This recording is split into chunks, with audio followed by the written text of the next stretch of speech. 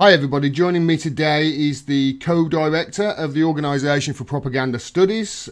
He's one of the founders of the Working Group for Syria Propaganda and Media, and he's the former chair in politics and society and political journalism at Sheffield University. It's Dr. Piers Robinson. Hi Piers, how are you? Hi, I'm very well, thanks. And you? I'm very well, thank you. Thank you so much for affording me your time today. Now, the first question we've got to get this out of the way because obviously you've got quite a CV there. How does this qualify you as an Assad apologist? And does Putin pay you in rubles or dollars, Piers? Because we'll get back to the smears that you've seen over the last I suppose year or two. You're an expert in propaganda, so the first question I want to ask you is: I recently saw an event with Mark Curtis, the historian, in December at the Free the Truth event, and he said that the levels of propaganda are as high now as they've ever been since World War II. Would you agree? Yeah, I think, yeah. Thanks for reminding me of the sad apologist smears. Sorry about It that, can mate. fast sometimes. Yeah, that's an interesting idea, this idea that we are now subjected to more intense propaganda than at any earlier point. And I haven't heard Mark Curtis's talk, but yeah, there are some reasons for thinking that that might well be the case. I think on the one hand, we've seen an unprecedented weakening of the mainstream media over the last 20 years. Job security, its ability to be independent, its ability to do investigative journalism, its confidence to hold power to account, I think has significantly diminished in certainly over the last 20 years. That's 30 years. And what that means is that, sort of, to the extent that mainstream media are at least notionally supposed to act as a resistance to or a challenge to power, because it's weakened, it means that propaganda activities carried out by powerful actors, whether big business or governments, has become that much more effective. So with a weakening media, you then got a sort of intensifying effectiveness, I think, of propaganda. So I think that that's an indication that things have got worse. I think on a more speculative basis, but I think sort of informed speculation, I think propaganda techniques have become more sophisticated and more developed over time. One of the problems that academics, politicians, even publics have in understanding democracies is the understanding that propaganda has actually been a central component to democracies throughout the 20th century. I Hmm. mean, people like Eddie Bernays, saw propaganda as a necessary part of managing democracy. And in some ways, the resources allocated to these activities, we used to call them propaganda, but we tend to call it public relations or strategic communication today. The resources devoted to these activities is really very, very extensive. Um, and I think one of the biggest industries, in fact, in throughout the West. And so we often sort of point to Russia or other countries around the world and sort of see them as inherently propagandistic in terms of their media systems and government. But propaganda is a big industry in the West. And when you throw a lot of money and resources at these activities, they become very sophisticated. So I think, and there's been no indication of a decline in the resources allocated to propaganda, and probably over time a learning curve, so they become more sophisticated. So that's reasons for thinking that propaganda is more intensive than before. In some ways, however, my third point, the final thing I have to say on this is that the reality of the geopolitical context that the West has been in the last 20 years is critical in terms of starting to understand quite how much propaganda we might be being impacted by at this point in time. Hmm. The West, since 9/11, has been involved in multiple military operations, regime change wars in the international system. There is no dispute whatsoever that that is what has been going on in terms of attacking countries, fueling conflicts, invading countries, even as with case with Iraq, with soldiers and tanks, etc. And as we know, any historian of propaganda knows that wartime is a period when governments mobilize very significant resources to try and maintain public support for the wars that they're fighting. That's the reality of the last 20 years. Western belligerence and war fighting in the international system, starting with Afghanistan and possibly now leading ultimately to the end goal of a war with Iran, or some kind of conflict with Iran. And given that geopolitical reality, it's reasonable to assume that huge resources are being put into maintaining those wars, and that would, in addition to questions of change in the media, growing sophistication, I think provides a sort of a compelling prima facie case that, yes, Mark was correct, that propaganda is at an acutely intensive, is acutely intensive at this point in time in the West, and possibly at levels that we haven't seen since the Great War, World War I, or even the Second World War. It's a reasonable assessment, I think, from Mark. Okay, you mentioned there wartime. I know from my delvings into history that whenever there is an outbreak of war, there's increased propaganda and increased censorship. That always happens at the beginning of the war. I'm a big fan of the movie Saving Private Ryan. I think it depicted the D-Day landings really well. And there's a line in it of how, you could hear the Russian propagandist on the PA system, and it's like, he was saying, the Statue of Liberty is kaput, and et cetera, et cetera. They, whenever there's wartime, propaganda is used as a first course. And you also mentioned there the regime change wars we're in around the world. Obviously, we're in one right now, or we have been since, I think, probably 2012, 2013, or the Americans have been certainly in Syria. We have been on their coattails, as I'm sure you'll let us know. And the weakening media. This all actually led to me doing this. This is what actually led to me to this course of action, because I witnessed in 2016 the Brexit fiasco, where they basically tried to, in the media, boil down one of the most important votes in history down to a series of sound bites and slogans without actually getting to, any real details of the matter as to how it would affect people's lives. And then we had the whole 2016 election in America, and when they elected Donald Trump and everybody was wrong and nobody expected it, I realised at that point, well, something's seriously wrong here and seriously messed up. That's why I started doing this. And in April 2018, we had the Skripal poisonings over here, and there was an incredible amount of propaganda and misinformation and disinformation around that. I know you did some work on it and you witnessed that. What can you tell me about that and how it fits into the scenario we're in at the moment? Well, the Skripal poisoning, I mean, one of the remarkable things about that incident, and of course the allegation is placed by the UK government that the Russians were responsible and so on, and that seems to be the narrative which has been promoted. But one of the very interesting things about Skripal, apart from the sort of implausibility of the initial claims that were being made that Russia would carry out an attack in that way, was the way in which almost immediately there was, I think, a D-notice issued to prevent journalists from reporting on Pablo Miller, who was the handler, the intelligence services handler for Skripal. And of course, Pablo Miller was connected to Christopher Steele and the dossier, that's the notorious now dossier on the Trump visit to Moscow, which was, I think, was a key part of kickstarting the initial impeachment drive against Donald Trump.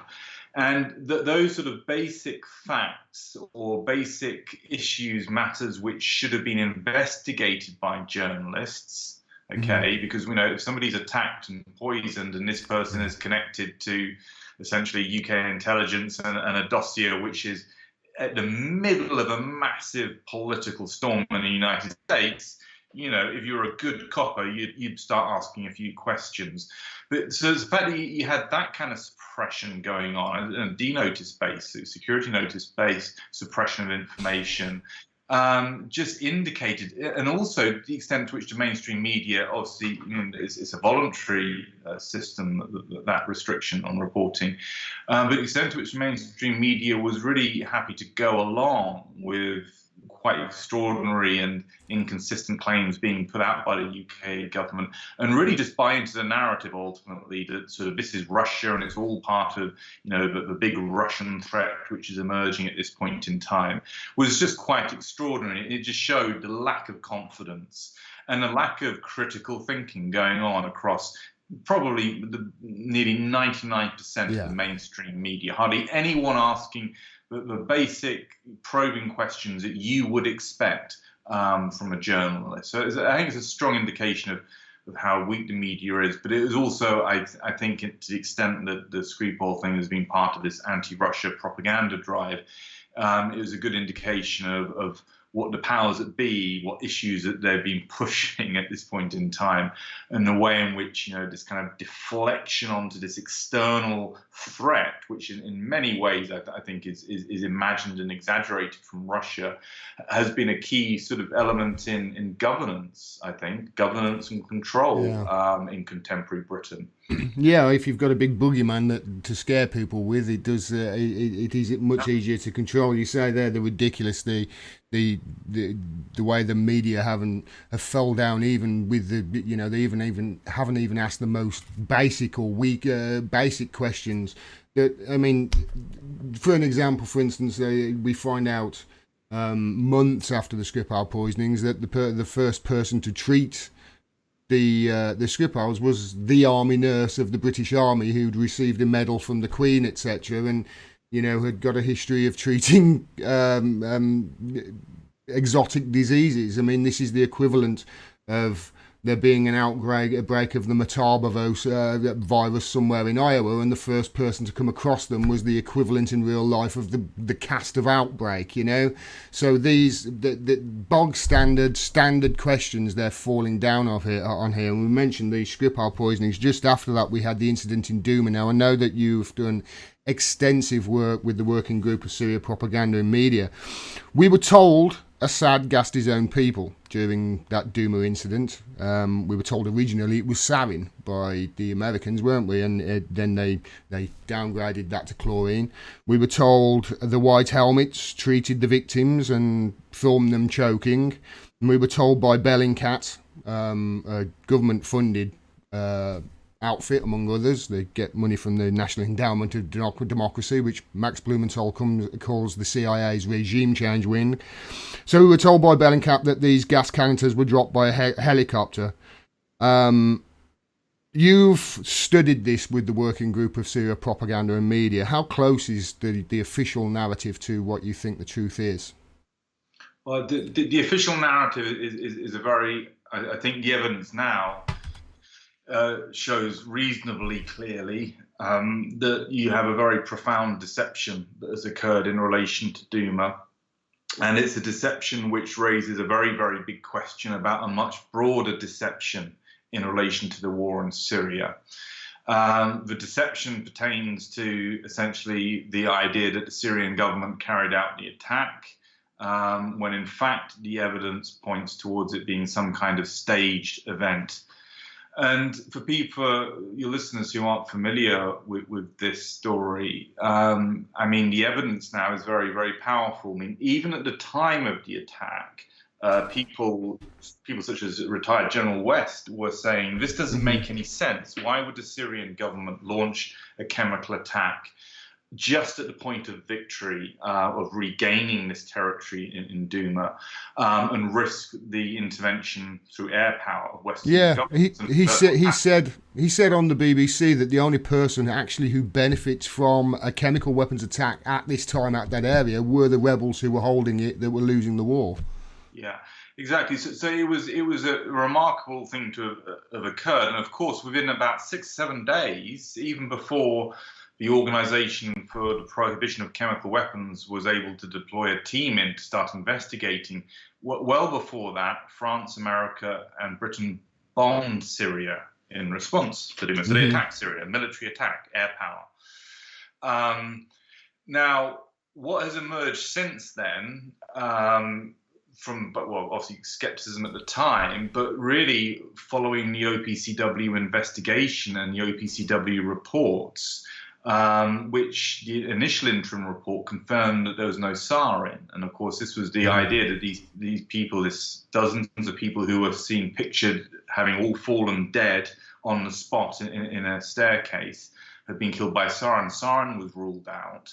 Other people were raising many questions about inconsistencies and some of the visual imagery that you could see. Bodies had been moved around, for example, apparently in order to sort of increase the emotional impact of them, sort of lying children being laid next to each other and in a hug. BBC producer Riam Delati commented upon that at the time. So there was already lots and lots of questions being asked about sort of, is this a manipulation here? And then when the final OPCW report was published in March 2019, it very clearly indicated that an attack had occurred, that cylinders had been dropped by a helicopter. And within a few weeks of that, my working group was leaked an engineering report, which had been written by an Ian Henderson from the OPCW, a scientist from the OPCW, and which gave very detailed, careful reasoning as to why the cylinders were most likely placed by hand. That was a major leak. And since then, there has been a large number of documents leaked through to WikiLeaks. There has been a panel convened by the Courage Foundation, which included Jose Pistani, the first Director General of the OPCW. That panel said that there are irregularities in the OPCW investigation, and the massive documents now leaked to WikiLeaks gives very clear evidence that the OPCW investigation was distorted, was essentially fraudulent under pressure, possibly from management, possibly from the Americans or the French or the British. And actually, the raw data, as it were, that we have now from the original interim report, which wasn't published, shows that toxicologists who were consulted were very clear that the deceased, the victims at location 2, were not killed by chlorine. If they weren't killed by chlorine, then how did these people die? The ballistics, obviously, from the Ian Henderson report, very clear that the cylinders were placed, that they weren't dropped from a helicopter. And of course, most recently, and I'll stop in a second, most recently at the UN Security Council, a rare formula meeting initiated by the Russians, but at the invitation of the Chinese, Ian Henderson actually addressed the UN Security Council and explained what had happened. He explained how the team who originally went to Douma, that they issued their interim report, which suggested there might have been staging, that they were closed down and excluded from the subsequent report writing. And even though OPCW scientists were trying hard to get management to listen to them, they just couldn't get, the shutters were down. And the final report was issued, and that's why we are where we are now, with many leaked documents, whistleblowers, scientists talking to the OPCW, and Courage Foundation panels with eminent figures on, being briefed by a whistleblower and being very clear that something has gone very badly wrong. It's Iraq WMD 2.0 in many ways. It's a similar kind of deception. And of course, in the case of Syria, I mean, there's two massive issues here. One is the fact that we attacked Syria on the basis of that this was an attack by the Syrian government. The fact that there appears to be a major manipulation in this case inevitably brings into question all of the allegations which have been made over the years in relation to chemical attacks in Syria, and really just opens a door to understanding potentially all of this as a propaganda operation carried out by those countries that have been trying to overthrow the Syrian government. And finally, this is really important, because the OPCW, because it appears to have been corrupted and manipulated by the French, British, and Americans, and I don't think there's any doubt that those are the countries who are behind this, because it's been so manipulated into issuing a report which points the finger at the Syrian government. I mean, you just got to think about this for a second. The OPCW is meant to be an independent international organization, and it has the power to attribute blame now, the IIT. Now, if the OPCW is corrupted by the great power, by the US, French, and UK, which is what appears to be the case, then it becomes a trigger device for war. It can be used to justify a war against Iran, for example. Exactly. Iran gets accused of a chemical attack of some kind. OPCW rubber stamps it and is not able to tell the truth because it's been corrupted. And you have a major war starting. So this is a real issue for international peace and security. I am confident in saying, and my working group is confident in saying, that it's very clear in the case of Douma that the OPCW investigation has gone very, very badly wrong. And you don't have to take our word for it. You just have to listen to Ian Henderson at the UN Security Council. Ian Henderson, 12 years, one of the most senior scientists, investigators in the OPCW. It's a highly credible source. And this really should tell everyone that something has gone very badly wrong. And it's imperative for matters of peace and security that we get on top of this undue influence on the OPCW before it becomes involved in starting a very big war, and an even bigger war than the wars we've been involved in. For example, a war against Iran, which would be, by most assessments I've read, an absolute disaster militarily. Yeah, compared to Iraq, it would, Iraq would be a walk in the park compared to Iran. I think most military experts would agree with that. Now, you mentioned there that these bodies had to come from somewhere, didn't they, Piers? We bombed a country based on actions that it looks very much like didn't happen. Now, correct me if I'm wrong, that's the supreme war crime. That's what that's known as, bombing a country or attacking a country in retaliation for acts that did not happen. That's what they call the supreme war crime. This possible mass murder of civilians and the moving of them here, a probable stage scene, for instance. You've touched on some things there. There's no signs of anybody there in that incident running away. If it was chlorine doesn't kill 100% of victims in an area, does it? It looks like that this happened here. There's been huge pressure on the OPCW, as you say, and now they've got the power to assign blame, something that the Americans and the French and the British pushed for, if I remember right, in the media. This calls into question not just what happened in Douma, but also other findings that the OPCW have made, haven't they, over the last few years? I mean, I think the OPCW were the people who went into Khan Shaykhun. They were certainly involved in the Skripal affair, weren't they? So this is extremely serious. Yeah, it's extremely serious. I mean, in terms of the Douma investigation, it's emerged, for example, Jonathan Steele, who was at the Courage Foundation panel, reported on what the whistleblower Alex had said, that an American delegation was allowed by Bob Fairweather, the chief of cabinet, to brief the Douma team prior to the interim report being published. That's arguably a violation of the Chemical Weapons Convention, allowing a state's party to intervene in an investigation and give a briefing to the investigators as to what happened. That's an extraordinary violation. But Robert Fairweather, who was the chief of cabinet, he's a career British diplomat. He's back serving as a British diplomat. The chief of cabinet now, and it's the chief of cabinet, which is a very powerful role in the OPCW, is currently Sébastien Brahard, who is a former French diplomat. Okay, and what we do know from our communications with OPCW persons over the last year is that the FFM Syria investigations have involved the sidelining of the Technical Inspectorate and key decisions being made by the Office of the Director General, ODG, and the Chief of Cabinet. That's a corruption of the independence of the investigation process, and it's a corruption of the independence of the OPCW. And what you can start to see there are personnel being put in key positions, who are from clearly aligned countries. France, UK, and the US have all been trying to overthrow the Syrian government. This isn't rocket science. You can have a straightforward conflict of interest policy in an organization which prevents these kind of things from arising.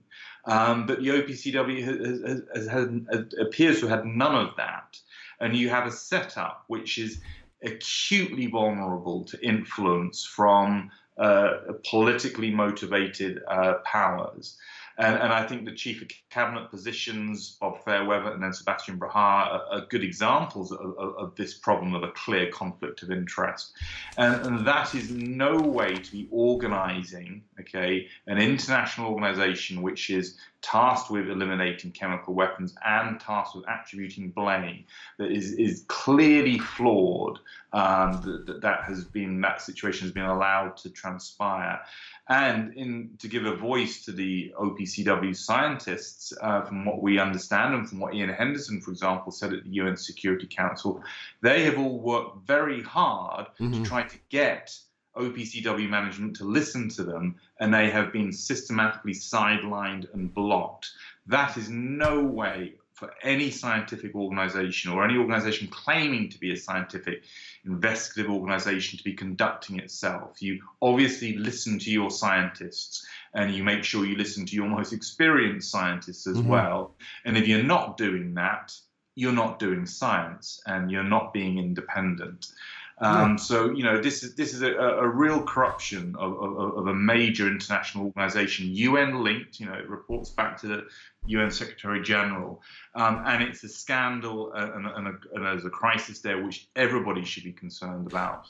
Well, yeah, of course. I mean, if you've got the white helmets on the ground filming children that are suffering from hypoxia and pretending that they are being poisoned, and then you've got a government-funded outlet like Bellingcat basically saying, "Oh yeah, we've tracked everything, and it looks like they were dropped from the helicopters," blah blah blah blah blah, and then you've got an OPCW that you know, diplomats etc. are basically going in there and saying, "This is what we would like you to find, and this is what we would like your report to promote." They're creating their own reasons here to do whatever they want to around the world, and especially if you add in a compliant media going along with it. I mean, I remember though that when that interim report came out, the interim report came out, and you know, it wasn't sarin, we found out, and what the interim report basically said, you'll remember this better than me, I'm sure, but it was something like, we found some traces of chlorine, but chlorine is found everywhere, it's household, well, we've bagged it, we've tagged it, we're going to check. And then the next thing you know, you've got a BBC headline, Douma was chlorine attack, says OPCW, and they had to go back and change that headline as a result. This is an Orwellian nightmare, isn't it? Yeah, it is an Orwellian nightmare. One of the few mainstream journalists who's had the courage and integrity to cover this issue, and that's Peter Hitchens, has been, I think you can see in his tweets, has been gobsmacked. Not a term he would use, I'm sure, but astounded at the way in which mainstream media, even in the face of documentary evidence, even with testimony from whistleblowers, have steadfastly turned the other way, refused to look at this. And it really is quite extraordinary, the extent to which that has occurred in this case. It's remarkable. The mainstream media and the vast bulk of the professional journalists who know about this, and trust me, a lot of them know about this issue, but fail to report it, they are demeaning themselves, they're humiliating themselves, and in front of history. When all of this comes out, and it will come out, mark my words, this is too big an incident. There's too much information already in the public domain. There's more to come. It will be fully known, and then it will be always a mark of shame on the journalists who have failed to cover it. And you know, in some ways, a lot of journalists got away with Iraq and the failures on Iraq, and there's a bit of sort of soul searching, and the New York Times gave a mealy-mouthed apology about not asking more difficult questions about weapons of mass destruction in Iraq. But if this all happens a second time, you know, within the space of 20 years, and another major deception, you know, that's going to start to stick more. And this kind of notion that you and I have discussed before of the kind of, you know, complete collapse of mainstream media, people just saying this is enough is enough, we have to start again. I think calls for that will become stronger because of the truth coming out ultimately about Douma and what it tells everyone in the public about really how broken the mainstream media is, and it is very clearly broken at this point in time. They're not doing their job. No. They should be ashamed of themselves. Absolutely. And given, as you hinted before, there's a very real possibility that the people who died at Douma were murdered for the purposes of the event, and there is a very real possibility somehow these people died somehow. Okay. In pain and suffering, and this is a war crime that they died from, by the look of it. And if it turns out these people were murdered and all these journalists were turning the other way, I'm sorry, but that's complicity. Failure to do your job, failure to ask the right questions, and by doing that, you're allowing a war crime to go unpunished or unknown into history, and that's a terrible thing. Mainstream journalists, they earn good money and they have comfortable positions and they have a lot of power. It doesn't take much to stand up and do the right thing. And there's no excuse in this case. As Peter Hitchens says, there is no excuse now for the failure to report fully on the issues, the controversies which are now in circulation. Yeah, you mentioned Peter Hitchens there. He's been a giant among journalists over the last year or so. Robert Fisk deserves a special mention as well, because he went to the ground in Douma, and that's really the one solid journalistic report we've got from Douma to say no, this was hypoxia that these kids were suffering from that was filmed.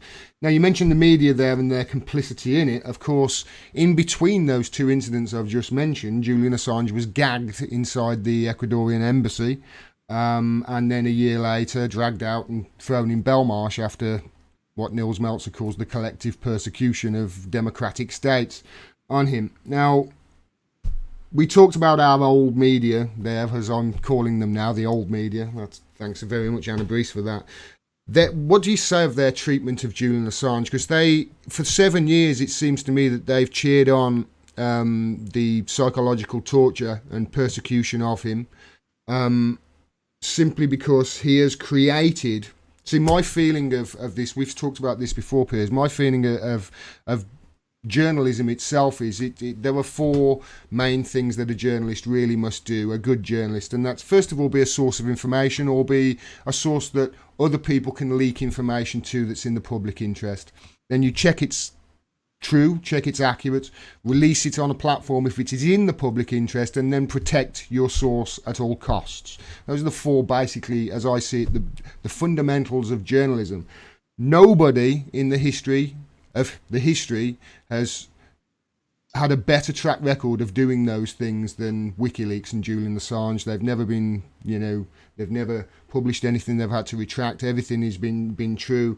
My feeling is that they're going after him because he has perfected the fourth estate. He has taken those four fundamentals of analog journalism and in the digital age moved them flawlessly, and that's why in the 13 years since WikiLeaks' inception, in my opinion, we've seen more scoops of global gravitas than the entire media core combined for the previous 50, if you really look at it. What does it say about them that not only are they going along with, let's face it, things that are just not true on behalf of their they're doing public relations for the establishment now. What does it say about them that while they've been doing that, while they've been falling down on the job and indeed, pushing things that are essentially could be war crimes, that at the same time that they've been going along with this victimization and psychological torture and, let's face it, character assassination of Julian Assange?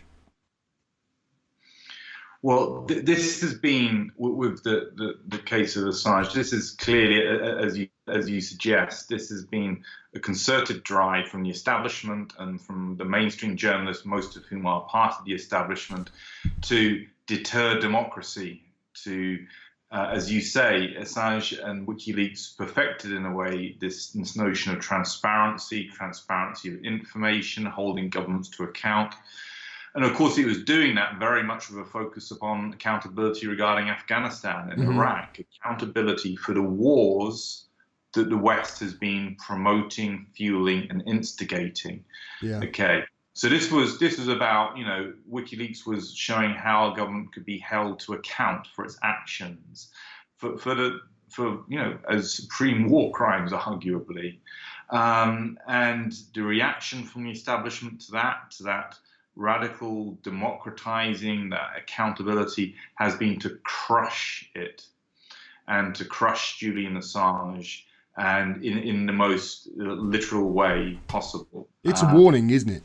It's a warning to other journalists. Listen, this is what we can do to you if you cause a problem to us. It's an act of propaganda. It's a propaganda of the deed. That you crucified, you sacrifice, you crucified Julian Assange, so to speak, might even lead to his death in jail. Yeah. And that is designed to send a powerful signal to anyone thinking of doing what WikiLeaks did. It is extremely worrying. If anyone's concerned about democracy in the West, if anyone's concerned about freedom of expression and so on, they should be scared out of their wits with what is going on in relation to Julian Assange. These are not the actions of states and establishments who are trying to encourage democracy. They are actions of states and establishments that are trying to suppress democracy, trying to suppress information, and to punish people in a brutal way, as they are to Julian Assange, to try and stop this from going on. It's indicative of the state we're in. We've been in a bad state since 9/11 and the Patriot Act and this mass surveillance. I mean, you arguably pretty much have an end to proper democracy when everyone can be monitored in the way that they are monitored now. That is bad enough, but now this retaliation against Julian Assange, this is a very dark corner, or a very dark phase in Western history. It's a phase of war fighting, aggressive wars in the international system. Many questions, as we know, about 9/11, which we'll talk about another time.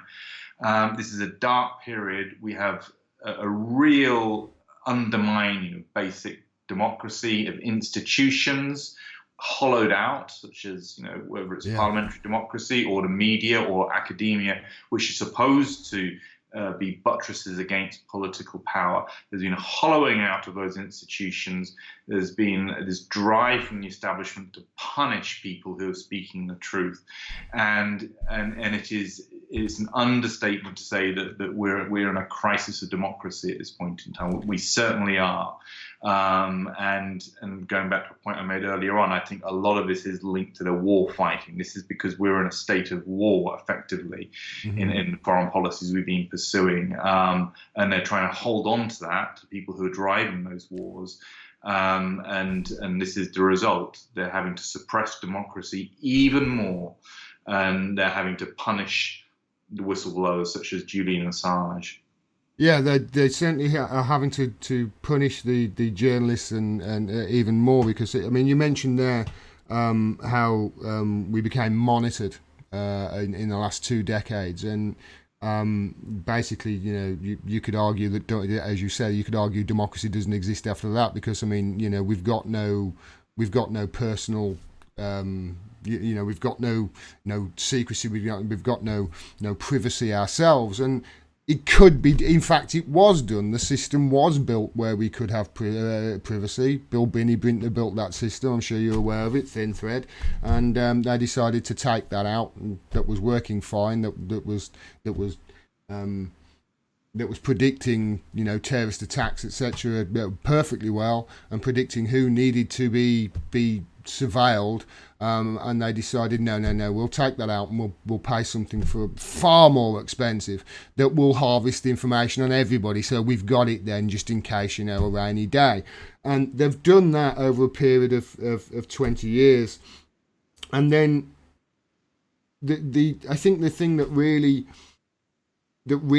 gets to me the most about this is they've gone after Julian Assange and WikiLeaks, and what they represent is a fundamental, it's almost like the main pillar, isn't it, to democracy. And if you can perfect what they've perfected, they have perfected the fourth estate, as I say, with those 4 things. If you implement that, especially on a wider scale, for instance, at every newsroom across the world, surely that's a perfect democracy, isn't it, Piers? Or it's as near as damn it to it.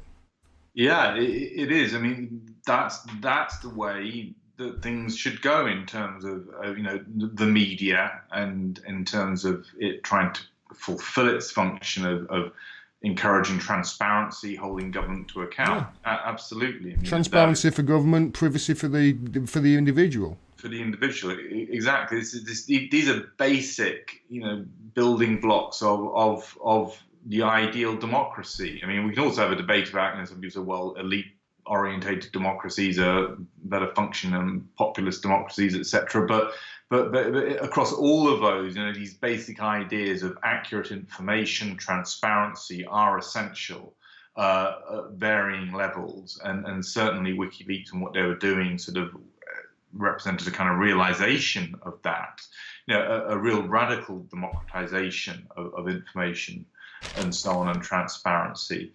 And as I said before, yes, I agree that is the thing which they are trying to stamp on. We're seeing, there are a lot of questions, as you're just saying about Bernie Sanders and then this thing in Iowa over the last 24 hours. I mean, and then you can look at Jeremy Corbyn and the unprecedented smear campaign operating against him. I think it was Chomsky's book, wasn't it? It was called Deterring Democracy, I think. I could be wrong on that. But looking at sort of US Cold War behavior around the world and its attempts to suppress democracy wherever it started to bubble up. It was a problem for America. It's fine democracy in a state which is already playing ball with you, but it's in a state which is, you don't like. We've got to deter it. And that's Cold War, US doing that to other countries. I mean, this is deterring democracy within our own borders. Yeah, I mean, if you really want to know if the Americans really want to bring democracy to anywhere, look at Iraq.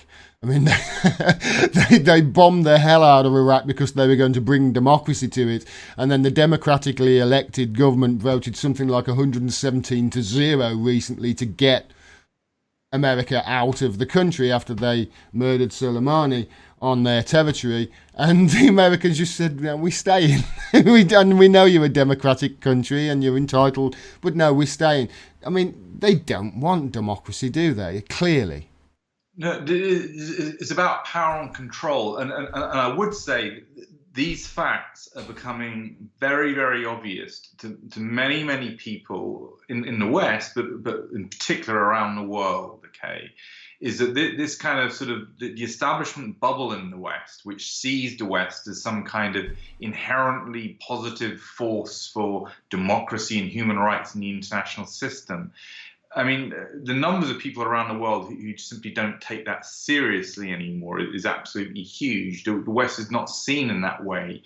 It is the establishment, it's their protective bubble of establishment journalists who they believe their own propaganda, that they've bought into their own sort of ideas that we are just a force for good in the world, when in fact, actually, certainly in recent years, we've been a force for real damage and destruction in the international system.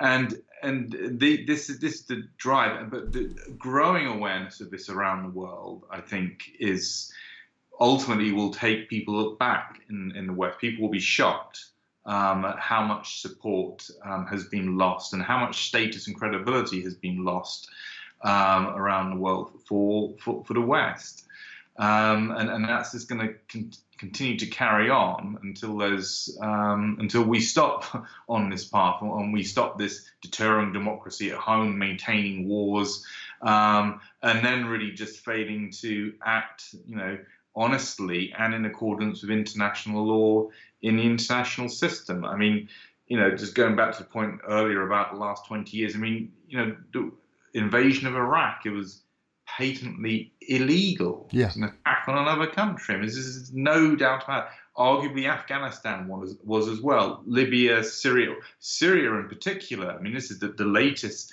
sort of myth for the Western elite, is that we haven't been doing anything in Syria, for example. It's been a civil war and we should have done more to overthrow the Syrian government, when in fact we have been from the beginning almost arming and supporting extremist groups to try to overthrow the Syrian government. It's this kind of distortion which has gone on. which I think is now unraveling, and it will continue to unravel around the world. For sure, people are aware of what's going on, but within the West, I think this will continue to unravel, and there has to at some point be a proper reckoning and period of self-reflection for the West. For what it has got itself into, the wars that it's got itself into, and also a proper reflection on what has happened to democracy in the West and what has happened to all of the institutions which are supposed to sort of function to facilitate democracy. The West is going to have to go through a long period of reflecting and hopefully going through a process of positive political change, which starts to deal with some of these huge problems. It doesn't look too good at the moment with what just happened in Iowa with Bernie Sanders. I will say that, Piers. No, it looks at the whole thing on many levels. It's almost difficult to know where to look these days. It's rabbits caught in the headlights kind of thing. There's so much going on. But there is, I mean, I used to do these media on trial talks with Sheila Coombs and From Stop the War. Yeah, I watched the one a couple of years ago, I think. And the sense we got from members of the public was this enormous desire for information and for understanding. They knew something was wrong. They knew that they weren't getting an accurate picture from the mainstream media. And I think that hunger, and you see it in all of the new media, what you're doing, what Anna Brees is doing, what independent journalists such as Vanessa Beeley and Ava Bartlett engage in, all of these people who are part of really an attempt to sort of bring back truth, accountability, and democracy into public discourse. People are hungry for this now, and I think yes, things do look very bad at the moment, but at the same time there is a hunger and a thirst, I think, across large sections of the publics in the West for real significant change. See it in France, obviously. Yeah. Look, those incredible events, which the mainstream media are kind of I'm obviously ignoring. I'm pretty sure that's thread. I'm pretty sure the reason for that is Chomsky's thread of a good example. They don't want people over here thinking, that looks like a really good idea over in Paris, what they're doing. I want to lastly come on to something, Piers, because something that our media, I think, forget. Our old media, they've forgotten. They've forgotten that when they smear and when they attack people, there are people at the end of it with feelings and families and friends. And we recently, it was the beginning of last year, we found out, or the end of the year before, we found out about the whole Integrity Initiative affair. And this is a Foreign and Commonwealth Office funded charity. Which I'm saying that very mildly, which is basically, by the look of it, well, it's like Mockingbird on steroids, and they have all sorts of people. You mentioned the smear campaign earlier, and the hollowing out of institutions, and they've got all sorts of not just reporters but academics, etc., that they can go to publish and push out whatever propaganda that they want pushed out, not just in this country, around the world as well. They stopped a guy in Spain, I believe, the Integrity Initiative did, from getting a defence job in Spain, Pedro Baños, because he'd been on RT and he'd said things on RT that made sense. And this is a propaganda construct that's set up like this. But I mean, you've been smeared pretty badly, haven't you? You and the working group of Syria Propaganda and Media, by members of this Integrity Initiative and their cluster. Can you tell me about that, and tell me, how I suppose you've managed to keep going through this campaign against you, because it has been pretty sick. Well, I mean, the Integrity Initiative seems to have been a fledgling sort of propaganda operation, which has been possibly nipped in the bud, but now sort of altered to change name version, a replacement version kind of thing. But the Integrity Initiative was a pretty sort of transparent. Let's try to integrate academics, journalists, and then political advisors into these kind of sort of little epistemic communities who know what the truth is and what the lies are, etc. Basically, most of it, from what we could see from documentation, was based around pushing this new Cold War against Russia line and so on, getting people to think along those lines. Now, I mean, that in relation to us and the smears that we've been subjected to, I mean, there's been some overlap with Integrity Initiative. I think the initial Times attack on the academics, which was published on the day that we were bombing Syria following the Douma attack, funnily enough. It published on the day. Yeah, published on the day as a Talk about getting their ducks in a row. Sorry? They're getting their ducks in a row, weren't they? Yeah. There was overlap between journalists involved in that. Some of them turned up in the Integrity Initiative documents, and the question was put to the journalists, well, were you connected to the Integrity Initiative? And they refused to answer the question. I have all that on record. That will be written about at some point for an academic paper. I think really specifically in relation to us, I think that the reason why we have been smeared so heavily, it's obviously the Huffington Post has focused 12 articles on us in various ways, 12 articles by one journalist. I hope he must get paid very well, Piers. In addition to the Times. I think that the problem is that we have been treading on the toes of UK FCO propaganda operations in relation to the ongoing war in Syria. And I think that as soon as certain actors became aware that there were academics looking at things such as the white helmets and at the chemical weapons attacks, I mean, my suspicion would be that the decision was made that we have to stop these people talking about this right now. And so from day one, we were having smear pieces written about us by Brian Whitaker was writing smear pieces for his blog. And then the Times newspaper attacked, and then that kicked off a whole just 12 articles from the Huffington Post. And to me, this looks as though it's driven, it's motivated. If it's not driven and motivated by sort of UK foreign policy agenda, then it's pretty extraordinary journalism. That's actually worse. Journalism going on there. Yeah, it's worse if it's not actually told that if they're doing this on their own. It's even worse, isn't it? Because I mean, is it Chomsky says, doesn't he, the ability of the Western media to fall in line with their government is something that dictators would think was wonderful, isn't it? I mean, my feeling is that there's something more. I mean, there is bits of evidence here and there and so on, which we'll disclose in the fullness of time, which suggests that it is quite deliberate and concerted in terms of trying to close us down. And I do think that if you start to pull together the whole mass of Twitter and social media activity, you can start to see fairly clear patterns in relation to that. But the most important thing about this attack on the academics, and of course it's been a very focused attack on academics in leading institutions, smearing them as Russian propagandists, Assad apologists, etc., is that the key issue that they're talking about, and have been talking about, is an issue that OPCW scientists are talking about, okay? So, and also Peter Hitchens, of course, a mainstream journalist talking about it. So there is absolutely no justification for these allegations that this is a group of academics who've got no reason to be saying anything about these issues. There's no justification whatsoever. That is patently obviously not the case. We are saying things.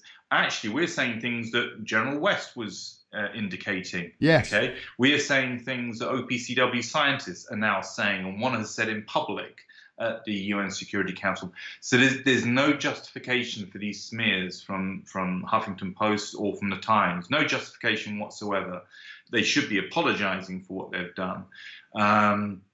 And I think, and I have to admit, it's got to a point where it's just laughable now. I mean, it's every time we get attacked, it just draws more attention to the issue, more attention to us.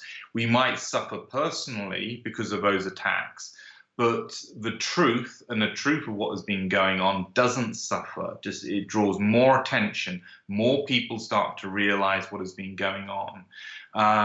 So in that sense, the attacks, it's always a desperate thing, smearing people, in the sense that, you can't win the argument, so you just have to smear them. You have to try and discredit them. Yeah, and of course, these things do work politically, and in the short term they work, but they don't work in the long term.